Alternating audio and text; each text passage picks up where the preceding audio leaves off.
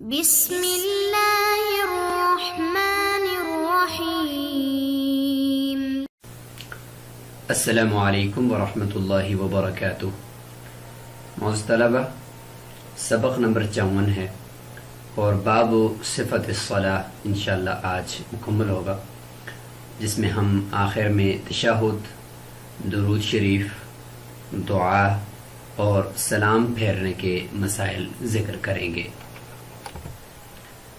والتشہد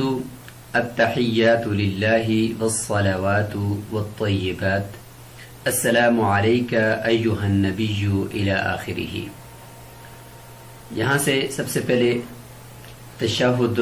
کے جو الفاظ ہیں ان کا ذکر فرمائیں گے۔ تشہد میں بیٹھنے کا طریقہ وہ پچھلے سبق کے اندر گزر گیا۔ اب جو الفاظ ہیں ان کو ذکر کیا جا رہا ہے کہ تشہد کے الفاظ وہ چونکہ متعدد صحابہ کرام سے مختلف قسم کے الفاظ منقول ہیں، احناف نے حضرت عبداللہ بن مسعود رضی اللہ تعالیٰ عنہ سے منقول جو الفاظ ہیں ان کو راجح قرار دیا ہے، اور ان کی جو راجح قرار دینے کی وجوہات ہیں وہ بھی یہاں ذکر کی گئی ہیں، جبکہ امام شافعی رحمہ اللہ نے حضرت عبداللہ بن عباس رضی اللہ تعالیٰ عنہ کی تشہد کو راجح قرار دیا ہے۔ ان کے نزدیک اس کا پڑھنا وہ زیادہ افضل اور بہتر ہے۔ ان کے بھی اپنے جو جگہ پر دلائل ہیں، تو یہاں پہ سب سے پہلے ان الفاظ کا ذکر کرتے ہیں۔ حضرت عبداللہ بن مسعود رضی اللہ تعالیٰ عنہ کی جو تشہد ہے اس کا ذکر یہاں پہ متن کے اندر ہے کہ اس کے الفاظ التحیات للہ والصلوات والطیبات، السلام علیک ایہا النبی ورحمۃ اللہ وبرکاتہ، السلام علینا وعلی عباد اللہ الصالحین، اشہد ان لا الہ الا اللہ واشہد ان محمدا عبدہ ورسولہ۔ تو هذا تشہد عبداللہ بن مسعود رضی اللہ تعالیٰ عنہ، یہ حضرت عبداللہ بن مسعود رضی اللہ تعالیٰ عنہ کی تشہد ہے۔ فإنه يقال، اس لیے کہ انہوں نے فرمایا کہ اخذ رسول اللہ صلی اللہ علیہ وسلم بیدیہ، کہ آپ صلی اللہ علیہ وسلم نے میرے دونوں ہاتھ، میرا یعنی ہاتھ پکڑا، وعلمنی التشہد کما یعلمنی السورۃ من القرآن، آپ صلی اللہ علیہ وسلم نے اس طریقے سے مجھے تشہد سکھایا جس طریقے سے مجھے قرآن مجید کی سورت سکھاتے ہیں۔ تو یہاں پہ دیکھیں ہاتھ کا پکڑنا کتنی اہمیت، اور اس کے بعد تعلیم، جس طریقے سے قرآن مجید کی سورت سکھاتے اتنی تاکید کے ساتھ سکھانا، یہ بھی ایک بہت بڑی اس میں تاکید پائی جاتی ہے، اور کچھ اور بھی ہوں گی۔ اور فرمایا کہ وقال قل، کہ آپ کہہ دیجئے، تو امر بھی آ گیا یہاں پہ، التحیات للہ الی آخرہ۔ والاخذ بهذا اولا من الاخذ بتشہد ابن عباس، اس تشہد کو حضرت عبداللہ بن عباس رضی اللہ عنہ کے تشہد کے مقابلے میں لینا زیادہ افضل اور بہتر ہے، کیونکہ اپنے جو وجوہ ترجیح ہیں وہ یہاں پہ بالکل روز روشن کی طرح واضح ہیں۔ اور ایک یہ بھی ہے کہ التحیات للہ والصلوات والطیبات عطف ہے، تو عطف مغایرت کا تقاضا کرتا ہے، گویا کہ التحیات للہ یہ مستقل اور الگ اللہ تعالیٰ کی لیے ایک اللہ تعالیٰ کی طرف سے عبادت کا تحفہ دیا جا رہا ہے، اور الصلوات کے اندر الگ ہے، طیبات الگ ہے، جبکہ حضرت عبداللہ بن عباس رضی اللہ تعالیٰ عنہ کی جو تشہد ہے اس کے اندر یہ نہیں ہے۔ یہ حضرت عبداللہ بن مسعود رضی اللہ تعالیٰ عنہ کی تشہد جو منقول ہے بخاری شریف کے اندر بھی ہے، اور ساتھ مسلم شریف میں یہ الفاظ بھی ہیں کہ یقول علمنی رسول اللہ التشہد کفا بین کفیہ کما علمنی السورۃ من القرآن، یعنی کفا بین کفیہ، یعنی یا اس طریقے سے ہوتا ہے کفی بین کفیہ، یعنی میری جو ہتھیلی تھی وہ حضور صلی اللہ علیہ وسلم کی دونوں ہتھیلیوں کے درمیان میں تھی، اور مجھے قرآن کی سورت کی طرح مجھے تشہد سکھایا۔ تو یہ حضرت عبداللہ بن مسعود رضی اللہ تعالیٰ عنہ کی تشہد ہے۔ اور حضرت عبداللہ بن عباس رضی اللہ تعالیٰ عنہ کی تشہد یہ ہے کہ کان رسول اللہ صلی اللہ علیہ وسلم یعلمنا التشہد کما یعلمنا القرآن، فكان يقول التحيات المباركات الصلوات الطيبات لله سلام عليك أيها النبي ورحمة الله وبركاته سلام علينا وعلى عباد الله الصالحين أشهد أن لا إله إلا الله وأشهد أن محمد رسول الله. تو اس میں دیکھیں فرق کہ حضرت عبداللہ بن مسعود رضی اللہ عنہ کی جو تشہد ہے اس میں عطف ہے اور مبارکات کا لفظ نہیں ہے، اور اسی طریقے سے یہاں پہ السلام علیکہ ہے حضرت عبداللہ بن مسعود رضی اللہ عنہ کی تشہد میں، جبکہ یہاں پہ نکرہ ہے، اور سلام یہاں پر بھی یہی ہے. اسی طریقے سے حضرت عبداللہ بن مسعود رضی اللہ عنہ کی روایت میں عبدہ و رسولہ ہے، عبد کا تذکرہ ہے، جبکہ یہاں پہ عبد کا تذکرہ نہیں ہے. تو امام شافعی رحمہ اللہ فرماتے ہیں کہ یہ زیادہ راجح ہے. اس کی وجہ یہ ہے کہ چونکہ اس میں مبارکات آیا ہے جو قرآن کے الفاظ کی مشابہ ہے، قرآن میں ہے مبارکۃ طیبہ، تو اس کے ساتھ مشابہت رکھتے ہوئے چونکہ قرآنی الفاظ کے ساتھ مشابہت ہے تو اس لیے یہ زیادہ افضل اور بہتر ہے. تو اس طریقے سے امام شافعی رحمۃ اللہ علیہ کے وجوہ ترجیح اس کے زیادہ یعنی اور بھی ہیں. جس طریقے سے ہماری ادھر یہ ہے کہ یعلمنا القرآن، تو یہاں پہ بھی اسی طریقے کی تاکید پائی جاتی ہے جس طریقے سے عبداللہ بن مسعود رضی اللہ عنہ کی تشہد میں تاکید پائی جاتی ہے. جبکہ حضرت عبداللہ بن مسعود رضی اللہ عنہ کی جو تشہد ہے اس کو راجح قرار دینے کی ایک یہ بھی ہے کہ یہاں پہ نکرہ ہے، جبکہ وہاں پہ الف لام داخل کیا گیا ہے السلام پہ، وہ استغراق کا تقاضا کرتا ہے. اور عبد چونکہ معراج کے موقع پر یہ تشہد کا تحفہ تھا اور گفتگو تھی حضور صلی اللہ علیہ وسلم کی اور اللہ تعالیٰ کی. حضور صلی اللہ علیہ وسلم نے قولی عبادتیں، فعلی عبادتیں اور بدنی عبادتیں وہ پیش کی، اور اللہ تعالیٰ نے فرمایا السلام علیکم ایھا النبی، تو الف لام داخل ہے. تو اس میں عبد کا تذکرہ چونکہ زیادہ ہے، اللہ تعالیٰ اپنے بندے کو لے گیا مسجد حرام سے مسجد اقصیٰ تک، تو اس میں عبد کا ذکر ہے، تو یہاں پہ عبد کا ذکر اس تشہد میں نہیں ہے. تو یہ عبداللہ بن مسعود عباس رضی اللہ تعالیٰ عنہ کی تشہد ہے. اسی کی طرف اشارہ فرما رہے ہیں کہ وہ قولہ، حضرت عبداللہ بن عباس رضی اللہ تعالیٰ عنہ کی جو تشہد ہے وہ التحیات المبارکات الصلوات الطیبات للہ سلام علیک ایھا النبی ورحمۃ اللہ وبرکاتہ سلام علینا الی آخرہ. اب جو حضرت عبداللہ بن مسعود رضی اللہ تعالیٰ عنہ کی تشہد کو راجح قرار دیا جا رہا ہے احناف کی طرف سے، تو اس کی کچھ وجہ ترجیح یا وجوہ ترجیح ذکر کی جا رہی ہے. لأن فیہ الامر، کہ ابن مسعود رضی اللہ عنہ کی روایت کے اندر فلیقل، یا ایک روایت میں قل کا لفظ ہے، امر ہے. تو امر ایک تو وجوب کا تقاضا کرتا ہے جس سے تشہد پڑھنا واجب بھی ہو جاتا ہے احناف کے نزدیک، اور دوسرے کہ اس میں تاکید بھی آ گئی. وَأَقَلُّهُ الاستحباب، اور امر کا کم سے کم درجہ کم از کم استحباب تو ثابت کر سکتے ہیں نا. ویسے تو احناف کے نزدیک اس امر سے وجوب ثابت ہے، لیکن اگر وجوب دوسرے احباب کے نزدیک نہ بھی ہو تو کم از کم درجہ استحباب کا تو ہے، تو لہذا امر سے اس تشہد کا پڑھنا زیادہ بہتر معلوم ہو رہا ہے. والالف واللام، اور اسی طریقے سے السلام علیکہ ہے، الف لام داخل ہے، وہما للاستغراق، اور الف لام جو ہے وہ استغراق کا تقاضا کرتا ہے، گویا کہ سب کی سب سلامتی ہو، تو بنسبت نکرہ کے معرفہ زیادہ پسندیدہ ہے اور زیادہ معنی رکھتا ہے. وزیادت الواو، اور اسی طریقے سے واو کی زیادتی بھی ہے حضرت عبداللہ بن مسعود رضی اللہ عنہ کی تشہد میں التحیات للہ والصلوات والطیبات، جبکہ حضرت عبداللہ بن مبارک رضی اللہ عنہ کی روایت میں اور تشہد میں درمیان میں عطف نہیں ہے اور واو نہیں ہے. وہی علی تجدید الکلام کما فی القسم، اور اس لیے کہ واو جو ہوتا ہے یہ کلام کی نئے کلام کو کی تجدید کے لیے آتا ہے، لہذا معلوم یہ ہوگا کہ التحیات للہ الگ گویا کہ ایک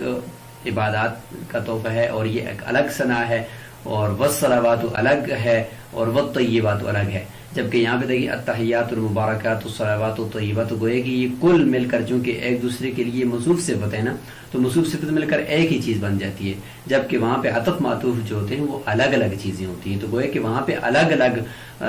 عبادتیں پیش کی جا رہی ہیں، اور یہاں پہ گویا کہ ایک ہی عبادت اللہ تعالیٰ کے سامنے پیش کی جا رہی ہے، لہذا عطف جو ہے وہ زیادہ راجح ہے. کما فی القسم، جس طریقے سے قسم کے اندر ہوتا ہے کہ اگر کوئی آدمی یہ کہتا ہے واللہ والرحمانی، تو یہ دو قسمیں ہیں، اگر توڑ دے گا تو دو کفارے ہوں گے، کیونکہ واو استعمال کیا، الگ کلام شمار ہوا۔ اور اگر اس طریقے سے کہتا واللہ الرحمن، درمیان میں عطف نہیں کرتا، تو اللہ اور الرحمن آپس میں موصوف صفت ہو جائیں گے اور ایک ہی قسم ہو جائے گی۔ وتاکید التعلیم، اگر عطف کریں امر کے اوپر تو اس نصب پڑھ سکتے ہیں کہ وتاکید التعلیم، یہاں پہ تعلیم کی تاکید بھی ہے کہ جس طریقے سے قرآن مجید کی سورت مجھے سکھاتے، اس طریقے سے اللہ کے نبی نے مجھے تشہد سکھایا، تو اس سے بھی پتہ چلتا ہے کہ یہ راجح ہے، اور ابن مسعود رضی اللہ عنہ کی قرات تشہد راجح ہے۔ ولا يزيد على هذا في القاعدة الأولى، فرماتے ہیں کہ تشہد میں پہلے قاعدے کے اندر جو تشہد ہے اس سے زیادہ نہیں پڑے گا، عبدہ و رسولہ تک پڑے گا، آگے درود شریف نہیں پڑے گا۔ جبکہ امام شافعی رحمہ اللہ فرماتے ہیں کہ چونکہ درود شریف کی فضائل بہت زیادہ ہیں، یا ایھا الذین آمنوا صلوا علیہ وسلموا تسلیما، تو صلو کا تقاضا یہ ہے کہ دونوں تشہدوں کے اندر درود شریف کا پڑھنا یہ زیادہ افضل ہے امام شافعی رحمہ اللہ کے نزدیک۔ جبکہ احناف کے نزدیک صرف دوسری تشہد آخری تشہد کے اندر پڑھنا ہے، پہلی تشہد کے اندر نہیں پڑھنا۔ قول ابن مسعود رضی اللہ تعالیٰ عنہ، حضرت عبداللہ بن مسعود رضی اللہ عنہ کا قول ہے علمنی رسول اللہ صلی اللہ علیہ وسلم التشہد فی وسط الصلاۃ و آخرہا، کہ رسول اللہ صلی اللہ علیہ وسلم نے مجھے نماز کے بھی درمیان میں بھی تشہد سکھائی اور اس کے آخر میں بھی۔ فإن كان وسط الصلاۃ نہض، اور جب نماز کے درمیان والی تشہد تھی تو اس وقت آپ صلی اللہ علیہ وسلم کھڑے ہو گئے، اذا فارغ من التشہد، جب وہ تشہد سے فارغ ہو گئے، یعنی تشہد سے فارغ ہوتی ہی درود شریف پڑھے بغیر کھڑے ہوئے ہیں، اس کا یہ مطلب ہے۔ وَإِذَا كَانَ آخِرَ الصَّلَاةِ، اور جب نماز کے آخر میں آخری تشہد ہوتی تھی تو دعا لنفسہ بما شاء، تو اپنے لیے جو بھی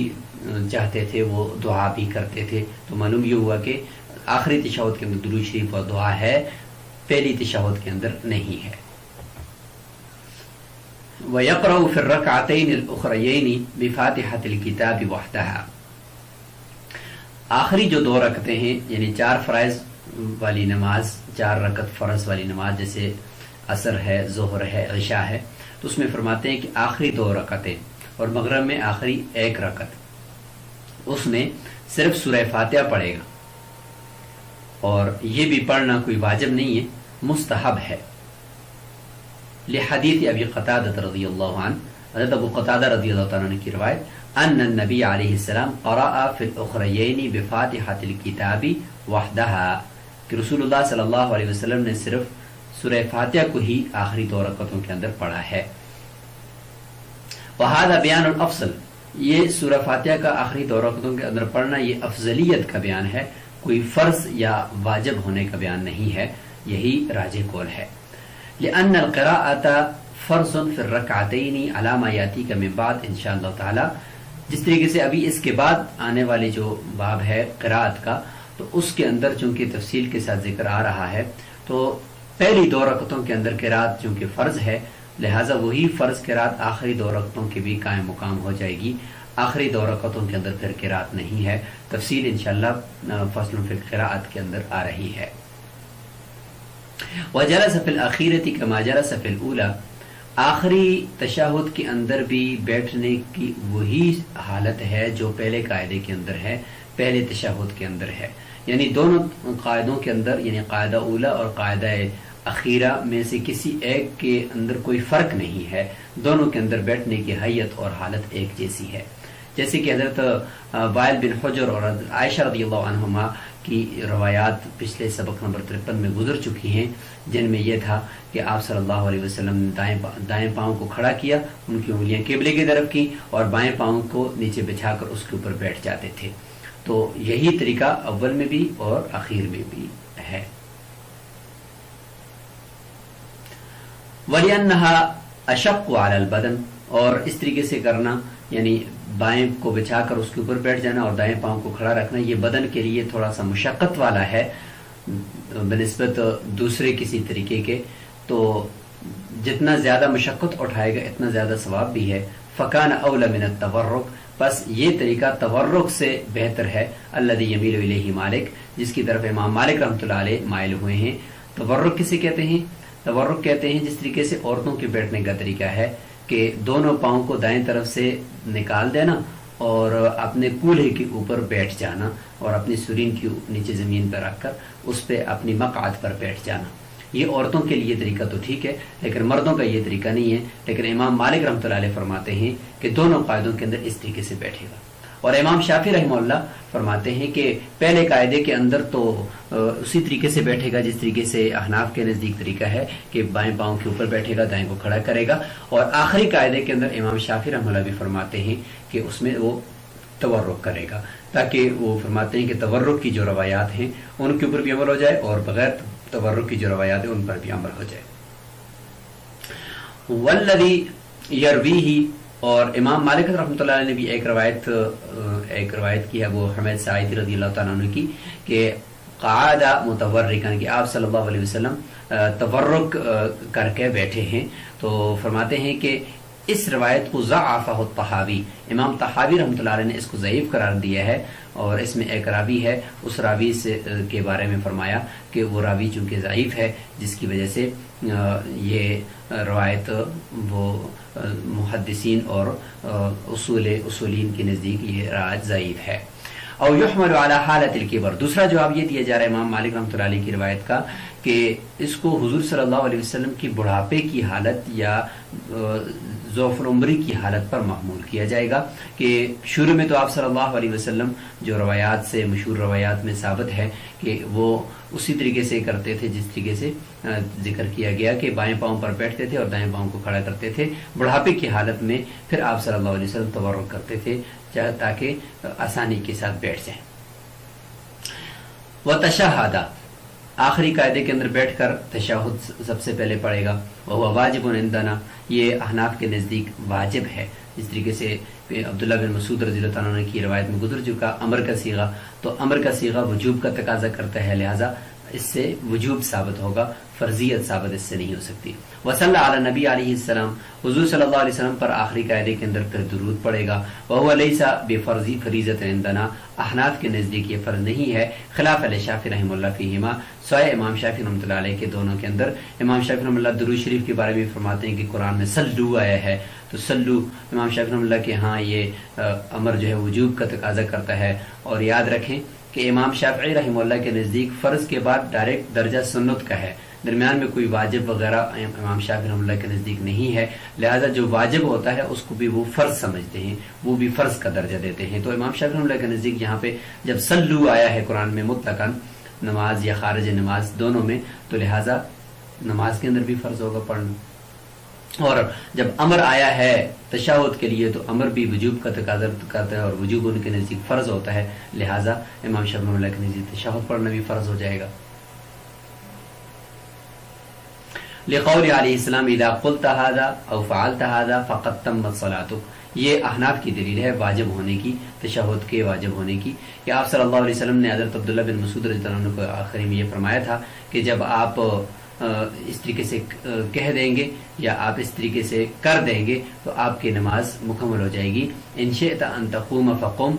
پھر آپ اگر چاہیں تو آپ کھڑے ہو سکتے ہیں، اور اگر ان شئت ان تقعد فقعد، اور اگر آپ چاہیں تو بیٹھیں تو بیٹھ بھی سکتے ہیں. یعنی اس کے بعد آپ کی نماز مکمل ہے، خروج بالسماع کے ذریعے سے آپ نماز سے نکل سکتے ہیں.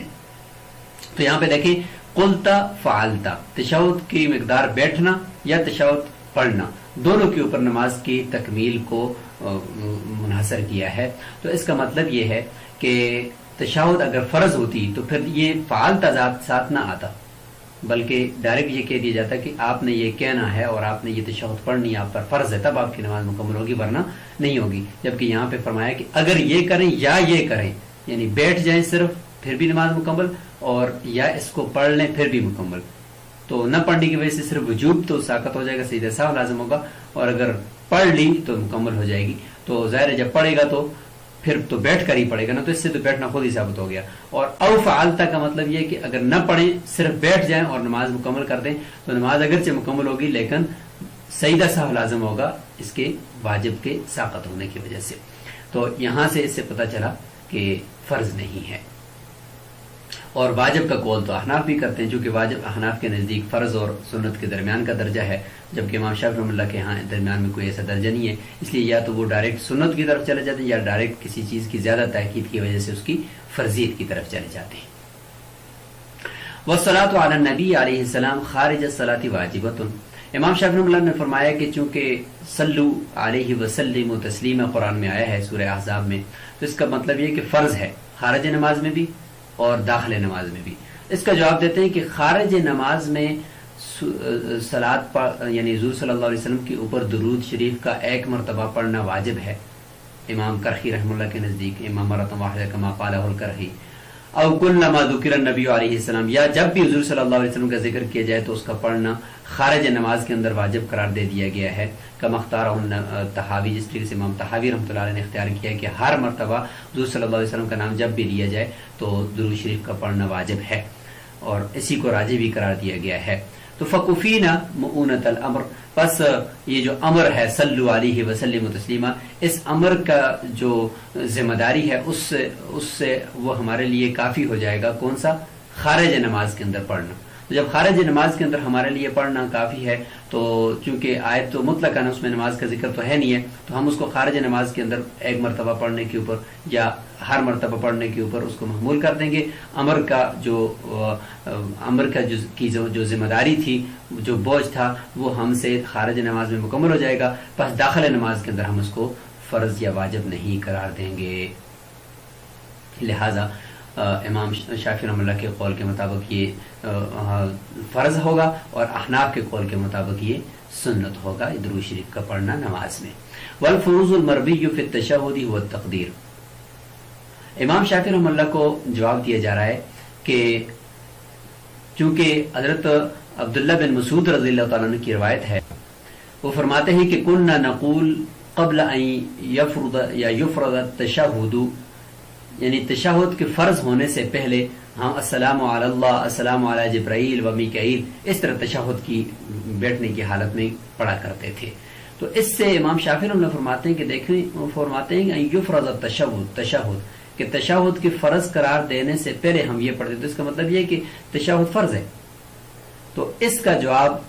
ابھی صاحب ہدایہ دے رہے ہیں کہ یہاں پر جو فرض ہے یہ فرض بمعنی تقدیر کے ہے، کہ جب تک ہمارے اوپر تشہد مقرر نہیں کی گئی تھی اس وقت تک ہم یہ کہتے تھے، جب تشہد مقرر کر دی گئی تو پھر ہم وہ کہتے تھے۔ تو یہاں پہ فرض فنصف ما فرضتم قرآن میں جیسے ہے فرضتم، وہاں پہ قدرتم کے معنی میں، تو یہ تقدیر کے معنی میں ہے، فرض اپنے اس اصطلاحی معنی کے اندر نہیں ہے۔ اس لیے فرمایا والفرض المروی فی التشہد هو التقدیر، تشہد کے اندر جو روایت کیا گیا ہے لفظ فرض جو ہے امام حضرت عبداللہ بن مسعود رضی اللہ عنہ کی روایت میں، اس سے مراد تقدیر ہے، فرض سے مراد کوئی فرض واجب نہیں ہے، یعنی فرض ہونا نہیں ہے۔